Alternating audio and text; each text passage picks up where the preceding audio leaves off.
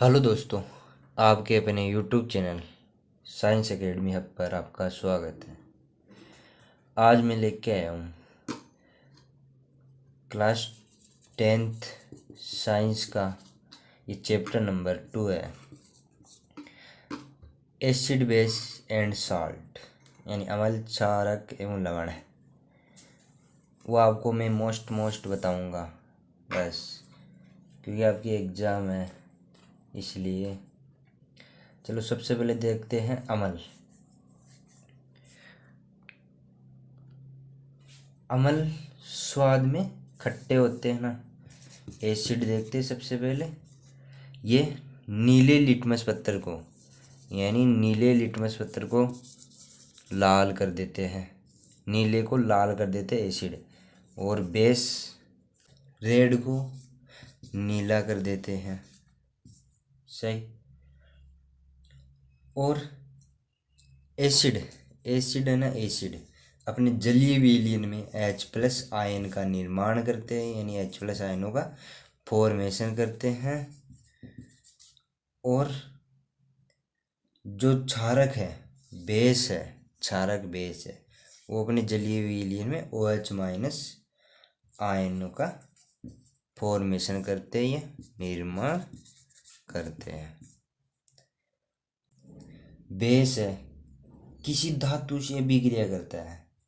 ये कोई बेस है, जैसे जिंक है, ये जिंक धातु है, धातु। और बेस है हमारा सोडियम हाइड्रोक्साइड, यानी क्षारक है। ये बेस क्षारक किसी धातु से क्रिया करेगा तो हाइड्रोजन गैस का उत्सर्जन होता है, हाइड्रोजन गैस का उत्सर्जन, तथा एक लवण बनाता है जिसमें ऋणायन धातु तथा ऑक्सीजन उपस्थित होते हैं।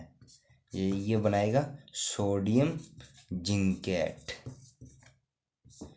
सोडियम जिंकेट बनाएगा। और अम्लों की क्रिया धातु कार्बोनेट और धातु हाइड्रोजन कार्बोनेट से कराने पर कार्बन डाइऑक्साइड निकलती है। जैसे सोडियम कार्बोनेट है, उससे एसिड की रिएक्शन करवाई तो सोडियम क्लोराइड प्लस जल और प्लस कार्बन डाइऑक्साइड गैस निकलेगी, सही। और देखते हैं अम्ल और क्षारक आपस में मिलकर लवण एवं जल बनाते हैं। एसिड ये बेस है, क्षारक प्लस ये इम्पोर्टेंट है कि अम्ल एवं क्षारक है आपस में मिलकर क्या बनाएंगे, जल बनाएंगे। ये तो NaCl प्लस H2O जल बनाएंगे, यानी इसे कहते हैं उदासीनीकरण अभिक्रिया। यह ऊष्माक्षेपीय अभिक्रिया भी है और इसे कहते हैं उदासीनीकरण अभिक्रिया। आपको एग्जाम में पूछ ले तो ये समीकरण याद रखना, तो आप ये समीकरण लिख के आना। उदासीनीकरण और ऊष्माक्षेपीय अभिक्रिया है ये, सही। आगे देखते हैं धातुओं के ऑक्साइड सामान्यतः क्षारीय प्रकृति के होते हैं।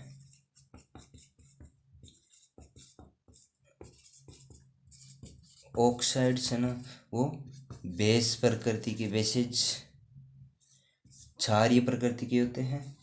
और अधातुओं के ऑक्साइड, ये याद रखना, अधातुओं के ऑक्साइड अम्लीय प्रकृति के होते हैं और ये क्षारीय प्रकृति के होते हैं, सही। और अम्ल क्षारक लवण के जलीय विलयन विद्युत का चालन करते हैं, क्योंकि इनमें आयन मुक्त होते हैं, सही। और प्रबल अम्ल एवं दुर्बल अम्ल, जो प्रबल अम्ल जो विलयन में H+ आयनों की संख्या उनकी क्या हो, ज़्यादा हो। और दुर्बल अम्ल, दुर्बल एसिड, इसमें क्या होगा, H+ आयनों की संख्या कम हो। H+ आयनों की संख्या ज़्यादा होगी तो प्रबल अम्ल होगा, और H+ आयनों की संख्या कम होगी तो दुर्बल अम्ल होगा। ऐसे ही क्षार के अंदर बेस में क्या होगा, OH- आयनों की संख्या ज़्यादा होगी तो क्या होगा, ये पर्पल क्षार होगा। एक इम्पोर्टेंट टॉपिक है विरंजक चूर्ण, यानी इसे बोलते हैं ब्लीचिंग पाउडर। ये इम्पोर्टेंट टॉपिक है इस चैप्टर का, तो आप इसे याद रखना, इसका सूत्र याद रखना।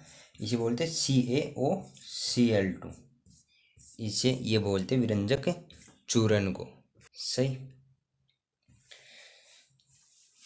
ये क्या काम करता है? ये वस्त्रों के विरंजन में,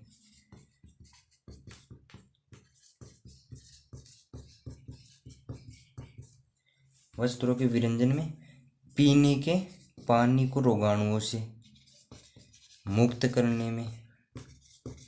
सही। ये 2 पॉइंट। और विरंजक चूर्ण शुष्क बुझे हुए चूने की क्लोरीन से क्रिया करवाएंगे ना तब, यानी विरंजक चूर्ण का फॉर्मेशन, निर्माण कैसे होता है वो भी आपको पता होना चाहिए। तो ये शुष्क बुझा हुआ चूना यानी बुझे हुए चूना, कैल्शियम हाइड्रोक्साइड, इसे बोलते हैं हम बुझा हुआ चूना। ये भी आपको याद रहना चाहिए। बुझा हुआ चूना किसे कहते हैं? कैल्शियम हाइड्रोक्साइड को बुझा हुआ चूना कहते हैं, प्लस क्लोरीन, और ये बनाएगा CaOCl2 plus H2O jail. Dhoni के सोडे का सूत्र क्या होगा? ये होगा सोडियम कार्बोनेट डॉट 10H2O। और baking soda,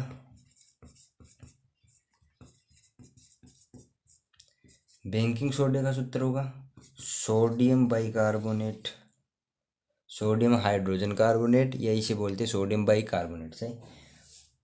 plaster of Paris,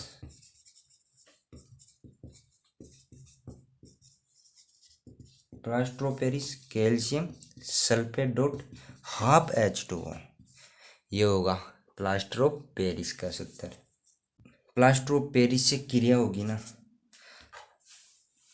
जल की, तब ये बनाएगा जिप्सम सूत्र। जिप्सम बनाएगा, जिप्सम क्या बोलते हैं? Calcium sulphate dot 2H2O। अभी देखते हैं हम। और प्लास्टर ऑफ पेरिस का उपयोग खिलौने बनाने में, सजावट का सामान आदि बनाने में किया जाता है। और देखते हैं आगे। अम्लीय गुण है ना, अम्लीय गुण वो प्रपोजली यानी समानुपाती होता है किसके? H+ आयनों की संख्या के। ये याद रखियो आप, क्योंकि H+ आयनों की संख्या बढ़ेगी तो अम्लीय गुण भी बढ़ेगा, ये याद रखना। और आपके एग्जाम में ऐसे क्वेश्चन भी पूछे जा सकते हैं, यानी शब्द समीकरण लिखिए। यानी जैसे पूछ लिया आपको तनु सल्फ्यूरिक अम्ल,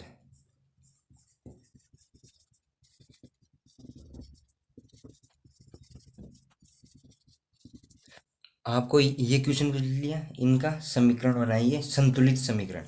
तनु सल्फ्यूरिक अम्ल दानेदार जिंक के साथ रिएक्शन करता है, तो ये हमारी जिंक क्या होती है? सॉलिड, प्लस तनु सल्फ्यूरिक अम्ल H2SO4 एक्वस, तो क्या वो बनाएगा?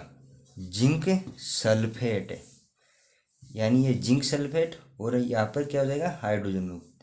क्योंकि अभी हमने पढ़ा था कि एसिड और धातु के साथ अभिक्रिया करके हाइड्रोजन गैस का फॉर्मेशन कर देगा, तो ये आ जाएगा। ये संतुलित है कि ये देख लो, जिंक एक, इधर जिंक एक। सही। H2SO4 H2 है, H2 है, संतुलित समीकरण है ये। अब आगे देखते हैं। और प्लास्टर ऑफ पेरिस यानी कैल्शियम सल्फेट की अभिक्रिया जब जल से करवाई जाती है तो क्या प्राप्त होगा? जिप्सम प्राप्त होगा। 2H2, ये होगा जिप्सम प्राप्त होगा। सही। अब आपको बताता हूँ जो एग्ज़ाम में आए हुए क्वेश्चन और जो इम्पोर्टेंट भी है, आपके एग्ज़ाम में आ भी सकते हैं, यानी आ सकते हैं, मैं 95% चांस है आ सकते हैं। तो आप देखो, बेकिंग पाउडर के दो प्रमुख घटक। फर्स्ट क्वेश्चन है बेकिंग पाउडर के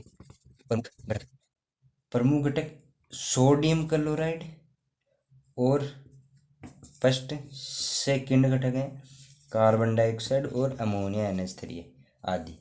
दूसरा प्रश्न, अम्लीय ऑक्साइड के नाम लिखिए जिनके द्वारा अम्लीय वर्षा होती है। अम्लीय ऑक्साइड का नाम जिसके द्वारा अम्लीय वर्षा होती है वह हाइड्रोक्लोरिक एसिड यानी HCl। सही। आगे और क्वेश्चन देखते हैं। ये छोटे छोटे क्वेश्चन हैं जो आपके आएंगे, एक एक नंबर के 30 क्वेश्चन आएंगे ना, उनमें पूछा जाएगा। और दो संश्लेषित सूचकों के नाम लिखिए। दो संश्लेषित सूचक, एक है मेथिल ऑरेंज और दूसरा है फिनोल्फथेलीन। ये आपके दो हैं। एक क्वेश्चन आया हुआ है एग्जाम में, इनमें से बताओ रक्त और अशुद्ध जठरस तथा नींबू का रस, यानी नहीं, किसका पीएच अधिक होगा, किसका पीएच ज़्यादा होगा। ज़्यादा होगा तो मतलब क्या होगा, क्षारीय होगा। तो ये देखना है हमें। तो यहाँ पर रक्त का पीएच, अशुद्ध जल तो क्या होता है, शुद्ध होता है, तो यहाँ पर पीएच 7 होगा ना। और रक्त का पीएच यानी ये बेस में है। सही। और जठरस, और इसमें जठरस का पीएच अधिक होगा। इसमें रक्त का, इसमें जठरस का पीएच अधिक होगा, ये आप याद रखना। और किसी विलयन की उदासीन प्रकृति के लिए पीएच का मान, उदासीन प्रकृति के लिए पीएच कितना होगा, 7 होगा। ये एग्जाम में आए हुए इंपॉर्टेंट है, जो आपके एक एक नंबर में पूछे जा सकते हैं। और चींटी है हमारी, चींटी वो डंक मारती है ना, तो डंक से स्रावित होने वाले अम्ल एसिड का नाम क्या होगा। चींटी के डंक से स्रावित एसिड का नाम क्या होगा, मेथेनोइक अम्ल।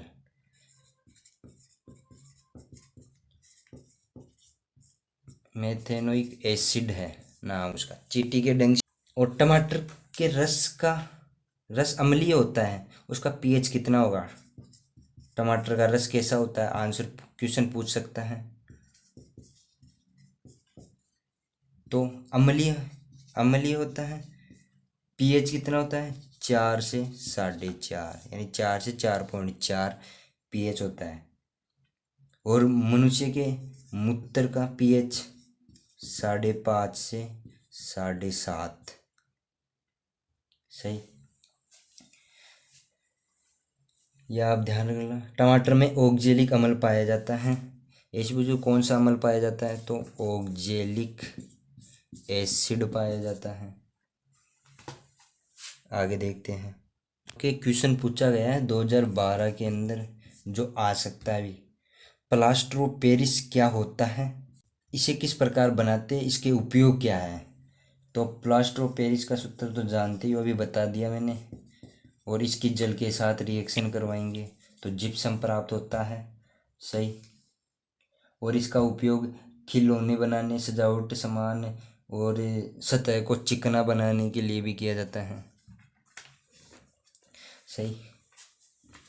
और देखते हैं आगे, अम्लीय वर्षा, यानी अम्लीय वर्षा ये भी इम्पोर्टेंट पूछ सकता है। अम्लीय वर्षा और इसके दो कुप्रभाव को लिखिए। अम्लीय वर्षा में पीएच लगभग होता है 5.6 से कम होता है, 5.6 से कम होता है। और इसके कुप्रभाव, अम्लीय वर्षा का जल जब नदी में प्रवाहित किया होता है तो नदी के जल का पीएच है ना, पीएच मान वो कम हो जाता है। ऐसे में नदी में रहने वाले जीवधारियों की मृत्यु हो जाएगी।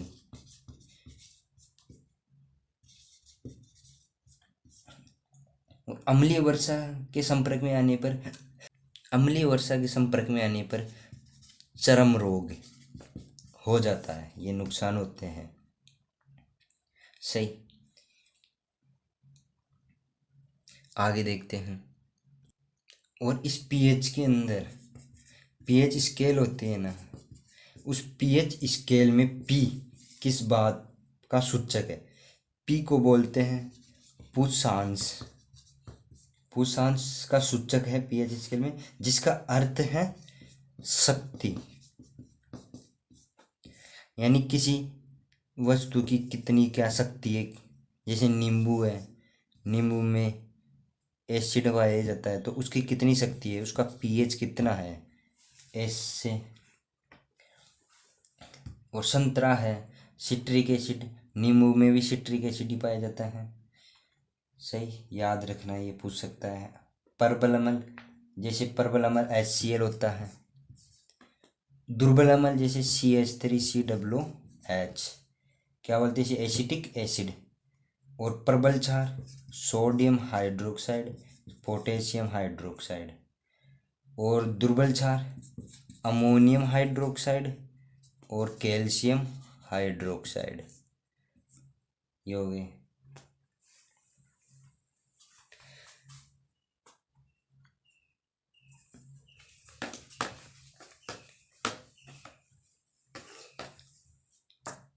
आपको ऐसे भी पूछ सकता है, यानी जिंक है, जिंक की सल्फ्यूरिक अम्ल के साथ रिएक्शन करने पर एक्स गैस बनती है। अब आपको बताना है, इस पॉइंट दे देगा आपके पास, तो एक्स गैस का नाम, एक्स गैस का नाम। दूसरा दे देगा अभिक्रिया का समीकरण लिखिए। और तीसरा पॉइंट दे सकता है गैस एक्स की पहचान कैसे करेंगे। इस एक्स की आप पहचान कैसे करोगे, यह आप बताओ, पूछ सकता है। तो गैस एक्स का नाम क्या होगा, हाइड्रोजन, क्योंकि इसका पहले हम समीकरण देख लेते हैं। जिंक प्लस H2SO4, ये हो जाएगा समीकरण, तो इसका हो जाएगा ये जिंक सल्फेट प्लस H2, और नाम क्या, हाइड्रोजन। और पहचान कैसे करेंगे इसकी, जलती हुई मोमबत्ती को गैस की परख नली के पास लाते हैं तो फट फट की आवाज़ सुनाई देती है, फट फट की आवाज़। मोमबत्ती को लाएंगे तो फट फट की आवाज़ सुनाएगी, यही है। और आपको पॉइंटों में पूछ सकते हैं, जैसे पीने वाले जीवाणुओं से मुक्त करने के लिए विरंजक चूर्ण का उपयोग किया जाता है। और जल की स्थायी कठोरता,